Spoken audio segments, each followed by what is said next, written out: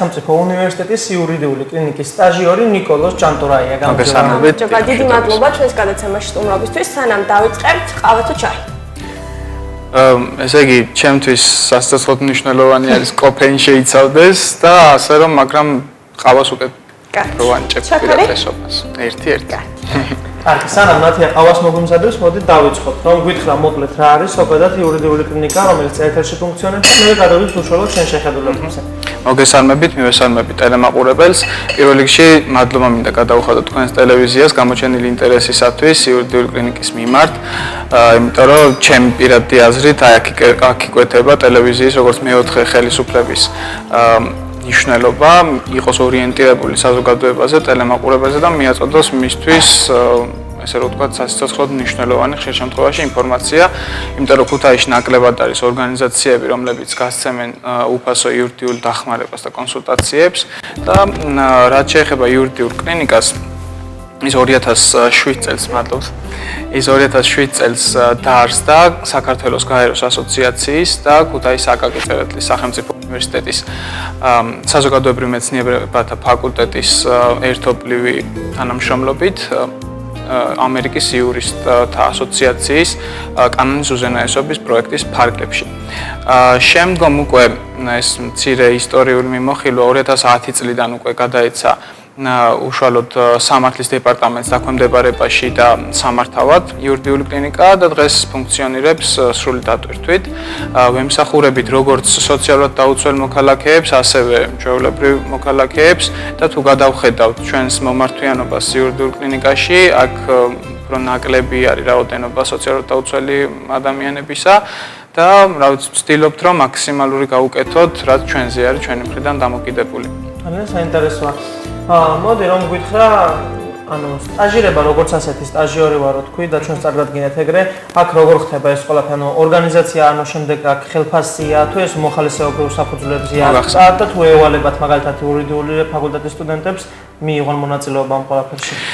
ვალდებულება როგორც ასეთი იურიდიული ფაკულტეტის სტუდენტებს არ აქვთ, უბრალოდ ეს არის უნივერსიტეტის მხრიდან შემოთავაზებული პრაქტიკული კომპონენტი სწავლების პროცესში და რეალურად დღესდღეობით არსებული სტაჟირების პროგრამა, რაც არსებობს ქუთაისში იურისტიის სტუდენტებისათვის, ასეთ შესაძლებლობას ვერცერთი ვერ სთავაზობს სტუდენტებს და რაში არის უპირატესობა იურიდიული კლინიკის, რას დადებითს იღებენ სტუდენტები აქ მოსვლის შემთხვევაში.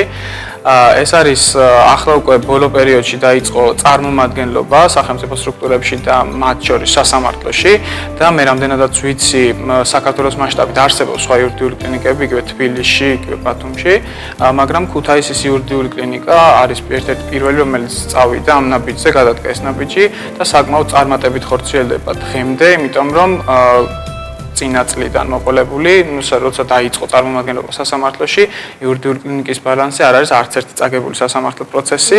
ამ ეტაპზეც მიმდინარეობს 3 სასამართლო წარმოება გვაქვს ქუთაისის რაიონულ საქალაქო სასამართლოში და რა ვიცი, ჯერჯერობით არც ერთი წაგება არ გვაქვს, ანუ გაამართლა ამ ნაბიჯმა.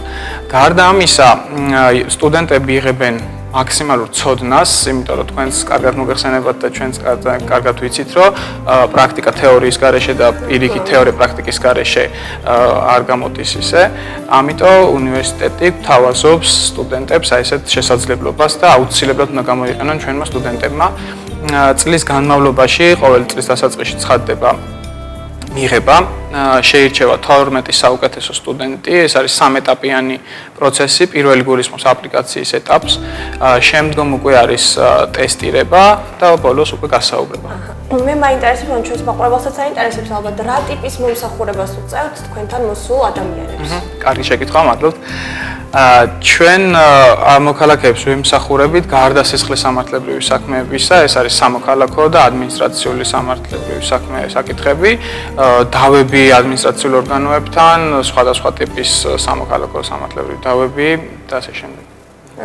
სამეზობლო ურთიერთობები იქნება ეს თუ პირადი ქონებრივი, არაქონებრივი და ასე შემდეგ. იურიდიულ კლინიკაში მხოლოდ წერეთლის უნივერსიტეტის სტუდენტებს შეუძლიათ მოსვლა თუ შეიძლება ისე თქვა დაინტერესებულ მომხრეებმა უბრალოდ საინტერესებს იურიდიული მიმართულება ისინიც მოვიდნენ? არა, კონკრეტულად იურიდიულ კლინიკაში სტაჟირების გავლა შეუძლია ხოლო დაკაკი წერეთლის უნივერსიტეტის სტუდენტებს, სამართლის სპეციალობის სტუდენტებს, თუმცა ჩვენ ღია ვართ ყველასთვის, ვისაც სურს ჩვენთან თანამშრომლობა, მაგალითად იურიდიულ კლინიკაში 12 ახალგაზრდა, რომელიც ყოველ წელს შეირჩევა, გარდა პროფესიული თვისებებისა და სწავლის აკადემიური ხარისხის, მაღალი ხარისხისა, გამოირჩევიან აქტიურობით სამოქალაქო ცხოვრებაშიც და იურიდიულ კლინიკა გვაძლევს საშუალებას ჩვენ მიერ დავგეგმოთ რაღაც ღონისძიებები, პროექტები და წლის განმავლობაში ხორციელდება საკმაოდ მსუყე და ესეთი პროექტები, რომლის შესახებაც ვისაუბრებთ აგრეთვე.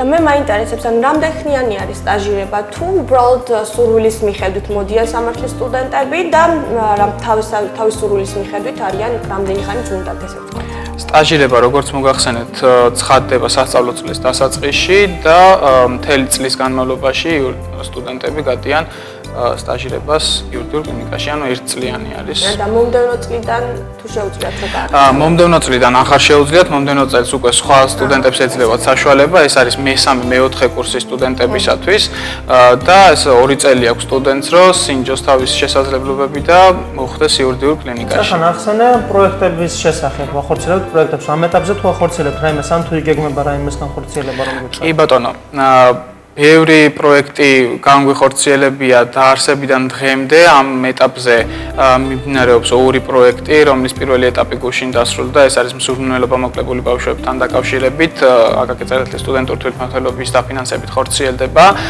და გულისხმობს მსურნელობა მოკლებულმა ბავშვებმა უნდა დახატონ თავიანთ წარმოსახვაში, როგორ წარმოუდგენიათ მანდ კანონი და თავისუფლება.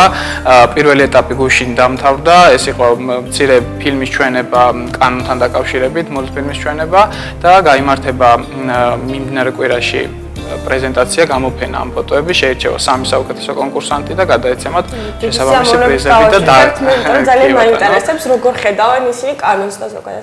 საინტერესო ნახატები გამოვიდა, მოწვეული ბრძანდებით აგრეთვე თქვენ. აუცილებლად მოვალწრებთ. გარდა ამისა, მიმდინარეობს პროექტი, ეხა ძალიან მალე იქნება პრეზენტაცია ჩვენი გაზეთისა, რომელსაც ეწოდება პარაგრაფი.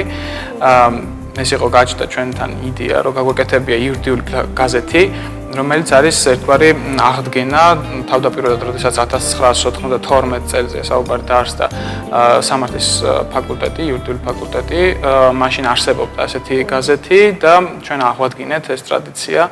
არის საინტერესო გამოვიდა თავისი კროსვორდებით, საინფორმაციო ბუკლეტებით,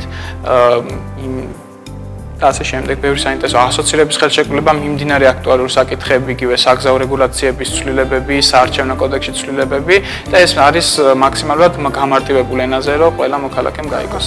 და ერთჯერად ადაპირებთ ამ გაზეთის გამოცემას თუ პერიოდულ ხასიათსაც მიიღებს? ეს გამოცემა ჩვენ გეგმავთ, რომ მიიღებს პერიოდულ ხასიათს, იმიტომ რომ თემები საკმაოდ არის რესურსიც სტუდენტებში, რომ იმუშაონ ასეთ საკითხებზე და მე იმედი მაქვს, რომ ეს თაობები ჩვენ შემდეგ ვინც მოვლენ კლინიკაში, ისინიც იმუშავებენ ამ გაზეთზე და გააგრძელებენ. მოდით წავიყვანოთ ჩვენი საუბარი დასასრულისკენ და მინდა ნიკოლოზ რო უთხრა მომდევნო თაობის იურისტებს რატომ უნდა მოვიდნენ იურიდიულ კლინიკაში, გარდა იმისა, რომ მიიღებენ გამოცდილებას, თუ გაქვს რაიმე ჩამოყალიბებული რამდენიმე პუნქტი, რის გამოც ღირს იქ მისვლა და პირიქით უკეთესიც იქნება მათთვის. უკვე ვთქვით, შევაჯამებ უბრალოდ ეს არის საშუალება ქუთაისში არსებული სამართლის სტუდენტებისათვის, რომელსაც ვერც ერთი სხვა სტაჟირების პროგრამა ვერ თავაზობს. ეს არის წარმომადგენლობა სასამართლო პროცესში და სხვადასხვა ადმინისტრაციულ ორგანოებში. ეს არის საშუალება მათ განახორციელონ თავიანთი პროექტები და გარდა პრაქტიკული ცოდნისა სპეციალობის მხრივ განავითარონ ისეთი უნარჩვევები, მაგალითად როგორიც არის საზოგადოებასთან ურთიერთობა, ჩართულობა სხვადასხვა მიმდინარე მოვლენებში ქალაქის მასშტაბით.